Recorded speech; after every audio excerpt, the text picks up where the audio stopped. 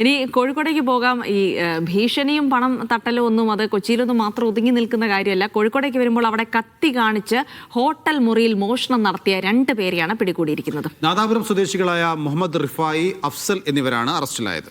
Kozhikode railway സ്റ്റേഷന് സമീപത്തെ ഹോട്ടലിൽ വെച്ച് കൊണ്ടോട്ടി സ്വദേശിയെ ഭീഷണിപ്പെടുത്തി 17,000 രൂപയും മൊബൈൽ ഫോണും മോഷ്ടിക്കുകയായിരുന്നു. ടി നന്ദഗോപാലാണ് വിവരങ്ങൾ നൽകാനുള്ളത്. നന്ദഗോപാൽ, എന്താണ് ഈ വാർത്തയുടെ വിശദാംശങ്ങൾ? കഴിഞ്ഞ ദിവസമാണ് കോഴിക്കോട് റെയിൽവേ സ്റ്റേഷന്